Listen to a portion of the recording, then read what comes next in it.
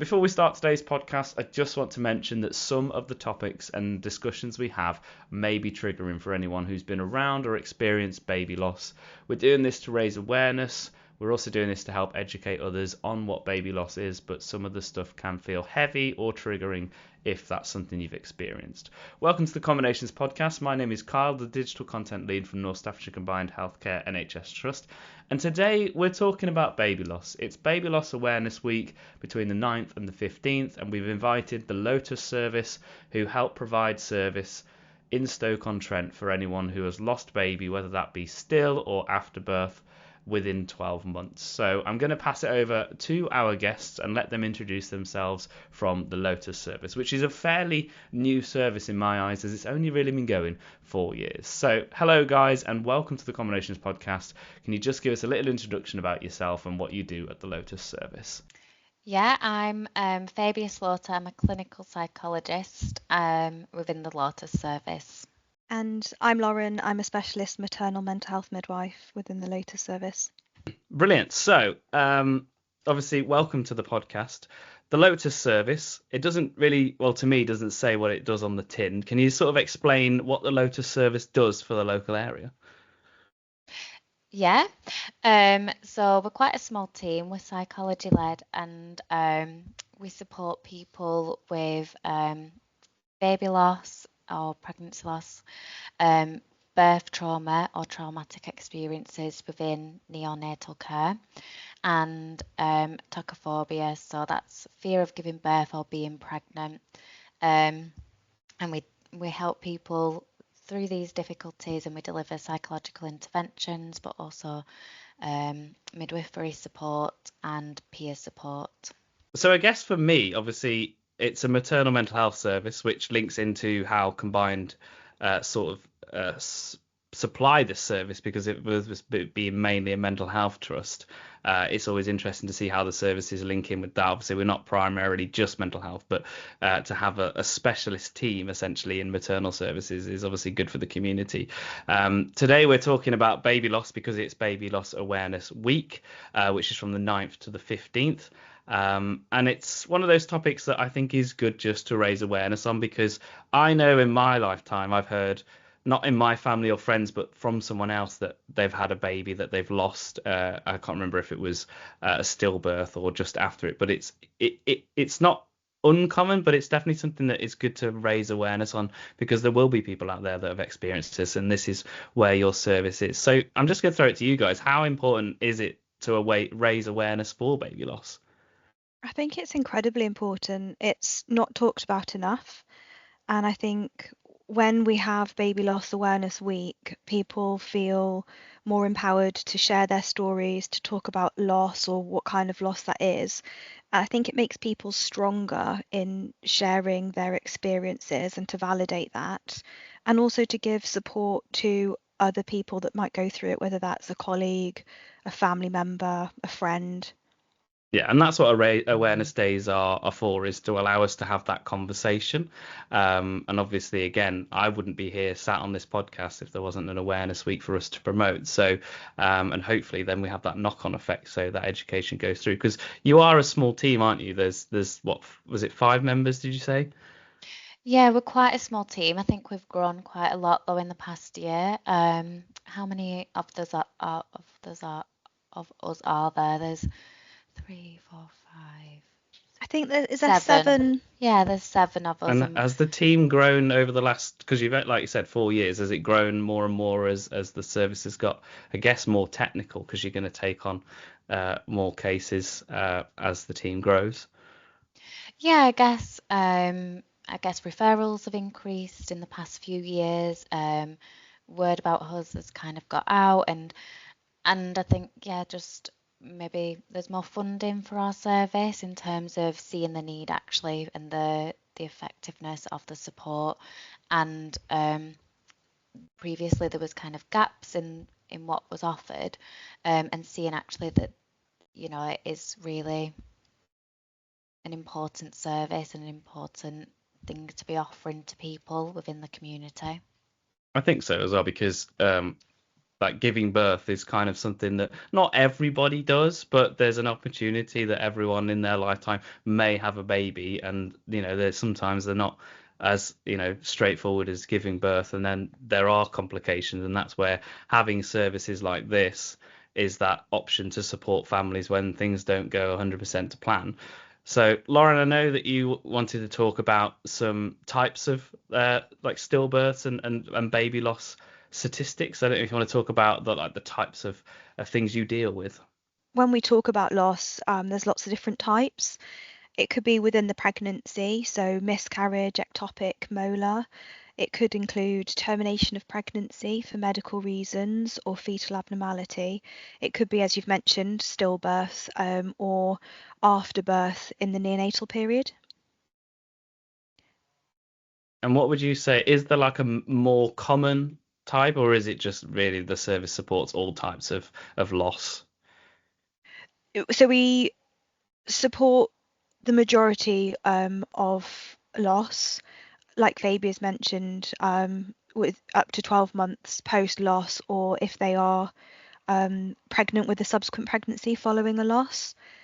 When we look at things like miscarriage, that can or that happens in 25% of pregnancies, so 1 in 4. Which is, it sounds quite common then, doesn't it, when you put it down to a figure like that? So have you got any statistics for Stoke-on-Trent now the service is up and running? What sort of numbers are we looking at in terms of baby loss in our current area?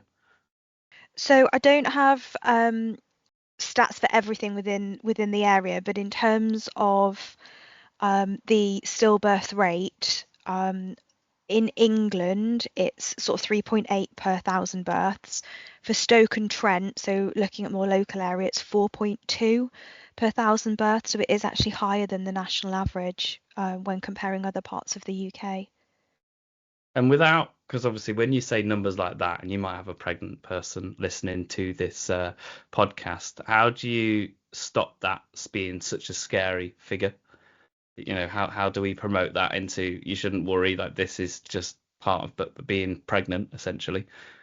I guess as the pregnancy progresses, the risk of miscarriage and stillbirth decrease. And if we were looking like across the UK, there's only about 4,000 stillbirths per year. So if you look at the annual birth rate among trusts and across the year, it is relatively rare. And how do we support our families and the person who's given birth after a loss? Because this is your service, isn't it? At that point, this is where you're supporting that person.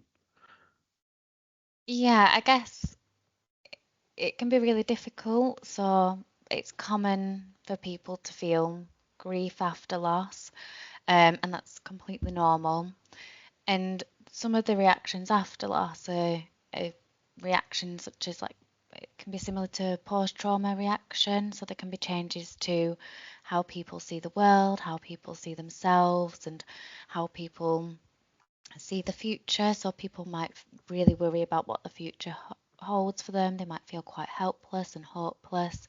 And with that, there can be a range of different emotional changes. So people can feel quite depressed, guilty for feeling happy maybe, or anger or envy when maybe you might see people who have a baby.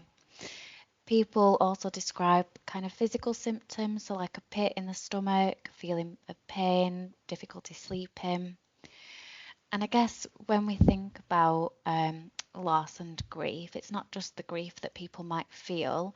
People might experience PTSD following a loss. So some research that we have from Tommy's suggests that 25% of people after a loss would meet the criteria for PTSD 1 month after that loss, and 9 months after, 16% would still meet the criteria for PTSD. So that's post-traumatic stress disorder.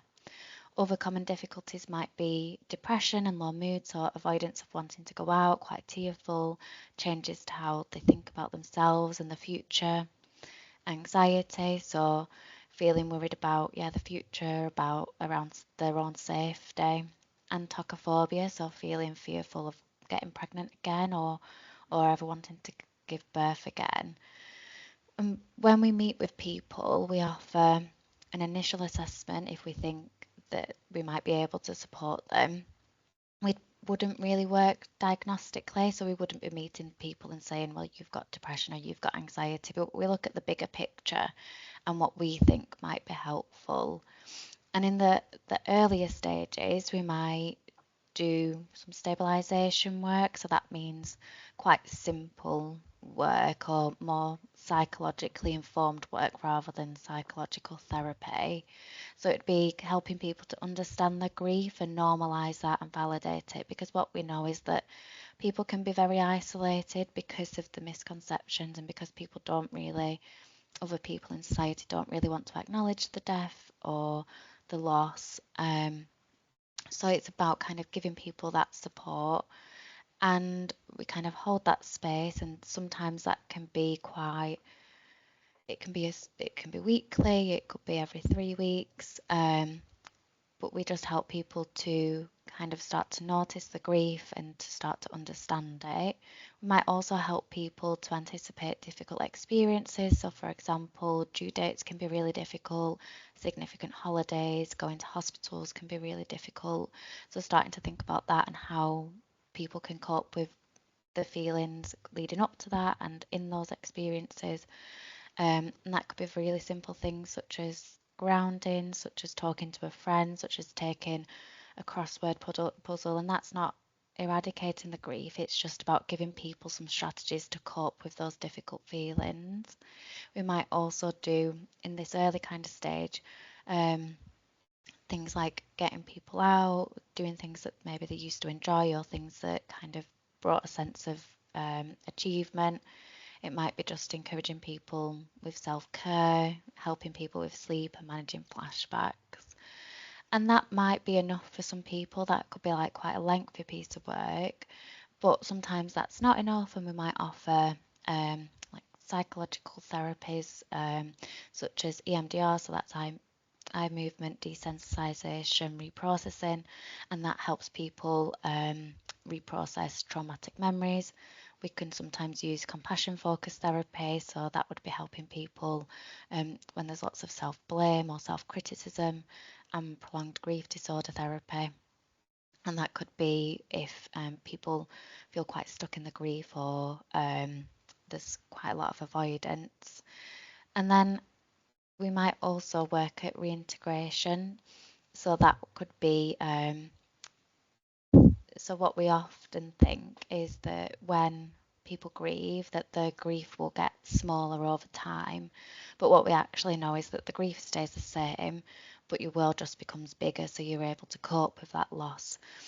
And so in this kind of stage of work, we might be thinking about people going back to work, people doing things that they previously might have enjoyed, or if they wouldn't enjoy that, thinking about what value they got from that and how they can incorporate that, or how they can still kind of meet that value. And this might also be honouring the memory of the baby, so thinking about due dates. So some people have said that they write cards to the baby on the due dates, or they always go to a particular pond and just feed the ducks. It might also look like people putting pictures up, or getting ornaments for like Christmas trees, or honouring the memory of the baby rather than avoiding it, and starting to integrate that into the world as they see it now and the world how it is now. We might also help people when they're pregnant, just because I guess with pregnancy it's very different after you've lost. It can be filled with fear, and again we'd be doing similar work really. Well, it shows how in depth the service goes, though, with that whole like list of the goings on, and obviously everyone's individual case will have a different outcome to how you deal with it, because it is like you said, it's like people's feelings, and you've got to support them in numerous ways, which is amazing. And I think the thing we talk about is the service exists obviously in Stoke-on-Trent and the surrounding areas. And before the podcast, we talked about how does the referrals work, and you went through a heap of lists of who can get in touch with the service to point someone in the right direction. I don't know if you want to talk about where some of the referrals come from. Yeah, some of the referrals come from midwives, they come from health visitors, doctors, they can come from different services such as talking therapies. Um, Lauren, where else do referrals come from? So I guess when you were saying doctors, GPs, if it was out in the community, health visitors, if someone's experienced a loss, the early pregnancy unit may be in touch, other wards within the maternity department at UH&M. And So the reason why I wanted to just bring that up was just to show the awareness of actually, you're not on your own. And I think that's what you were saying, Fabia, about like what it's like when they come to the service is sort of telling people, you're not stuck. And it's about having that support network that gets you into your service to be able to allow someone to move forward, I guess is the best term. Does that sound about right? Yeah, it does. It sounds completely right, and I think we sometimes go under the radar, but it's just about raising that awareness and hopefully, yeah, more people can become aware and they can all, yeah, refer in to us really. I was just going to say, for those that are pregnant and have been referred into the service with a subsequent pregnancy following a loss, they can have work with the psychologists or the therapists within the service. But also in terms of midwife support, we offer hypnobirthing, mental health birth plans, help to prepare them for birth. So whether that's looking at previous triggers, having tours of maternity just to get that familiarization back from some of the environments they've seen or not seen, and maybe that kind of fear of the unknown. So when you're talking about that, is let's say someone has lost their baby and then they're planning to have another one, they've got a healthy pregnancy. Is that a sort of service that your service offers then? Absolutely, yeah. Yeah, to build that confidence to be like, look, we're here for you. This is what you're going to expect. Yeah, I think because I guess when people are pregnant again, there can be significant anxiety, or it can re-trigger some of those trauma symptoms. And I guess, yeah, we can offer the therapy, but Lauren can do lots of work as well, actually, that I think makes people feel really supported and a lot more confident, actually. And because Lauren is a midwife, I think people really trust what she's saying, in terms of like giving support, giving the facts, and also, yeah, giving support around going to the hospital and stuff like that, and some techniques and some hypnobirthing and helping people feel a little bit more in control. Yeah, it's amazing to think that the service, having that service for those people who have lost a baby, then having to go through it again, essentially, but this time with a healthy birth, it must be, they've been through it once and it didn't go well, then, they might start to think it's them. So to have that sort of, that support is that's, the side of the service that we don't probably talk about a lot because it's just that part and parcel for what you guys do. Obviously, this is Baby Loss Awareness Week. Are there any misconceptions about baby loss that we should educate people and give an understanding about? What we hear a lot is that people feel quite disconnected or quite isolated or lonely once they after they've lost their baby. And we hear people say that family members might say stuff like, or friends, or just people in general might say, well, we don't want to talk about the baby because it'll upset you, or it shouldn't matter because you already have one baby that's still alive, or if it's twins and sadly one of them doesn't make it, that people should still feel lucky or happy that they're carrying one baby that is alive, um, or perhaps even that they shouldn't care because they didn't meet the baby and it was quite a short pregnancy.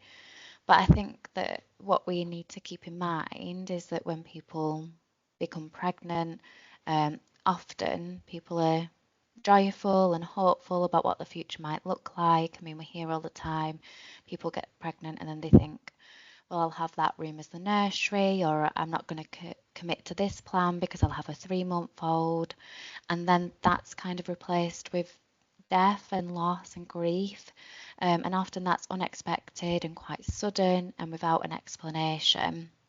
What we also hear is that people, when they find out that they're pregnant, they start to think about not just the future, but who they are. So rather than just a person, they become a parent, or they become a parent of 2 or 3. And actually, they start to think, how can I connect that? Like, am I still a parent if I don't have a baby? So I think it's just about acknowledging that and how hard that is for people. I think people say often that actually what they do want is for people to acknowledge the baby. So they might say, "How are you?" But actually they want people to acknowledge the name of the baby or that they have lost. And I think that just goes with like societal beliefs around pregnancy loss. I think we've still got quite a way to go to actually acknowledge it and to validate it. And like sometimes there's a lack of bereavement rituals, and people, just want to know that actually their baby mattered. And for lots of people, they say that when they find out that they're pregnant, they know their baby. So even if it's just a very short amount of time, they have the baby. And they can be sent, and as well, I guess when people are pregnant, there can be physical changes to the body. So, and with the loss, there can still be those physical changes. So people might look pregnant but not have a baby. They might have hormone changes because of being pregnant, but again, not have the baby. And sometimes, or they might kind of have a milk supply, but again, not have the baby. And people say, well, what was the point in that? I guess just finally to sum up what I'm going to say, I guess people often say as well that if someone gets pregnant again, then they should be over it because they've got what they wanted. But actually, the opposite of this can be the truth, because it can really affect attachment. So people can get pregnant but then be really anxious and detached from the baby because they fear that something bad might happen. So whereas before they might have thought, if you're pregnant, I'm more likely to have a baby, or I'll be a mum. That changes how you see the world after you have a loss. It feels less safe, perhaps, or it challenges those beliefs that maybe you had before.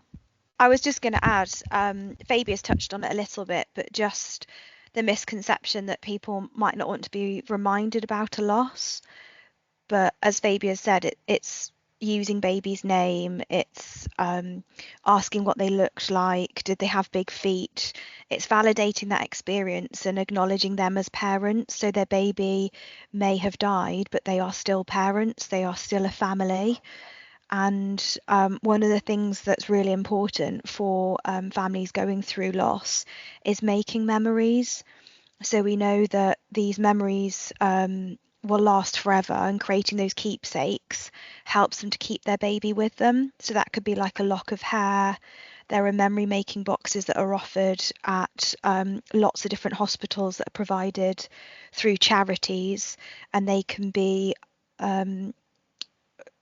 relative to certain religions. So there are Muslim birth boxes where there's like alcohol-free oud and the cotton shroud.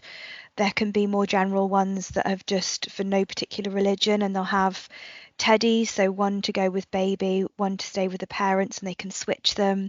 There's usually like seeds, candles, other blankets, inkless hand and footprint kits, so that they can have, hand and footprints of their baby to show other family members. Fabia mentioned about, parents who may have breastfed or harvested the colostrum, or, their milk comes in postnatally. And for some parents, that's really upsetting. But for others, they find comfort in honouring their baby's life and donating that milk to sick and premature babies. And that's becoming really popular. We also have use of things like cuddle cots, so babies can go home with families and meet the wider family. You can have pictures at home, pictures of baby in different outfits like you would if your baby was living. you can use the milk as well to make jewellery. So it's got that lovely creamy frosted sort of glass. And one thing which I think is really incredible, and while we're marking baby loss awareness, Zoe Clark Coates, who's one of the founding members of the Mariposa Trust, managed to successfully have baby loss acknowledged from 24 weeks, or sorry, for babies born before 24 weeks, so that there was a formal loss certificate, and this provided comfort and support to bereaved parents. And in 14 months of that being set up, more than 100,000 certificates had been issued. That's amazing. And it just shows how much support there is out there, not just from your service, but all these little things that allow families to move forward. I don't want to say on, but move forward and be able to sort of grow and understand, what's happened. Because as you've been talking, both of you, have just like visualizing this myself, families, from the moment they get pregnant all the way up to a birth, that's a long time. It's, I don't know when you find out, because I'm very naive and I don't understand that. I've not got any kids basically, but all the way from probably 3 months up to 9 months, it's that sort of experience, especially for the person giving birth, that it's these changes that they go over. And you mentioned about setting up nurseries and stuff. It is that lifestyle change that people prepare for, and then sometimes it doesn't always go to plan. So to be able to support these people in their sort of loss, and essentially break down stigmas, because I know there's those awkward questions that sometimes you have, and we can be caught out saying like, oh, they have lost the baby, and terms like that we do kind of need to understand how to approach this. And I think baby loss awareness is brilliant to do that, because it does allow you to sort of learn more and how to approach someone and also be able to offer the support. So, and it's about changing the way we think about things, but also like how we can approach and support people, because it is very similar to when you lose a family member who's like died of old age or something like that. They're still a person. Yes, they had a really long life, or all those stories to tell, but it's the same with the babies and how those parents feel with that. So what other support is available for baby loss in Stoke-on-Trent? There's quite a bit in there. There's a charity called Child of Mine, and they offer a range of support groups for different losses. So, for example, they offer a support group for losses before 16 weeks and after. And some groups you can bring your children to, and again, it's still a support group. They offer, there's also the Dove service, which offer grief counselling and a place to speak about your loss. And this is for individuals, and they can also support bereaved siblings. And then there's Forget Me Not FC, which is a dad's football group, and that runs fortnightly, and it's a space to play football and talk. And I think it's open to all abilities, and that takes place at Port Vale. That's amazing. There's so much support then, isn't there, in Stoke-on-Trent for baby loss? Yeah, and we've got lots of charities that are sort of national as well. So some of those provide the memory making boxes, so Sans and for Louis. There's lots of other amazing charities out there, the Lullaby Trust, Mama Academy, Tommy's, which Fabia's mentioned. I think two really other important charities for giving parents information: Antenatal Results and Choices. This is a really great charity which talks through the types of testing if there's a suggestion that baby may have an abnormality or a genetic condition, and it gives parents the opportunity to learn more about the types of testing, diagnostic testing, and then also pro-choice, so whether they continue the pregnancy, but also support if they did decide to terminate the pregnancy. So we've learned a lot about baby loss and the support that your service offers. Is there, obviously you've got all these services that you provide now, is there a new plan for what's to come for the Lotus service? Is there anything that you guys are trying to innovate or bring in to help the local area? The plan is probably to keep working with the people that we're working with. I think we want to help more people really, and try and try and get more referrals from maybe people that we're not picking up or we're not getting to meet. So maybe people from disadvantaged backgrounds or yeah, just different areas really that are not accessing the service or not being referred.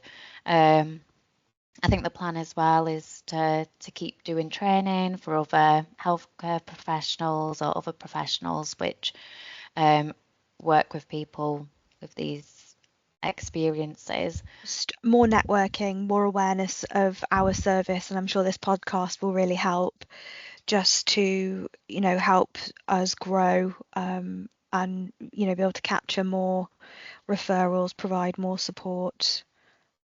I think that's what it is, and you saying that makes it sound like a communication issue, which is horrible to hear when you work in the communications team. And you're not the only ones that have mentioned that they are trying to reach out into the groups that don't necessarily hear about the services or know what the NHS can offer.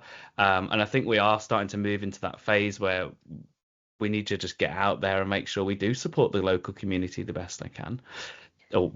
We can. Before I do end the podcast, I know, Lauren, you had a quote that you wanted to read just to wrap it up, so I'm going to hand it over to you. Babies lost in the womb were never touched by fear. They were never cold, never hungry, never alone, and most importantly, they knew love. That's a really nice quote. Today, I think we've really helped with the message for baby loss awareness. I've learned a lot, which means that other listeners who have no experience in your field would hopefully have learned just as much as I have. Thank you for coming on and sharing quite a heavy topic, but it's one of those ones I do think everyone needs to sort of understand and learn about, because it, like I mentioned at the very beginning, like it's not affected me, but it might not affect me now, but it might affect me in the future. It might affect your family, your friends. And I think it is about having that sort of knowledge of how to approach and hearing some of the stuff that the service does, and how, as others, we can support people with baby loss. So thank you so much for coming. Is there anything else you'd like to add before we finish today? Just thank you for having us, and thank you for giving us a place to talk about it and honour the week and recognise it.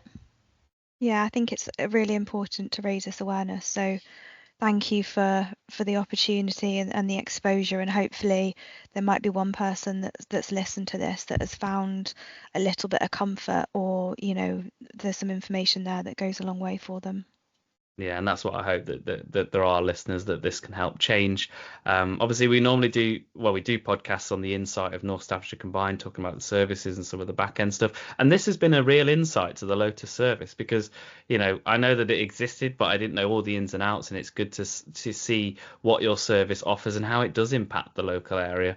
And also learning about all the little charities and all the other services that are also within our network that support people who live in our area. So thank you very much for coming on and sharing your insights. If, of course, you're new to the Combinations podcast, we do post these quite regularly. We are on Apple Podcasts, Spotify and SoundCloud if you want to listen to some more. But thank you very much for listening.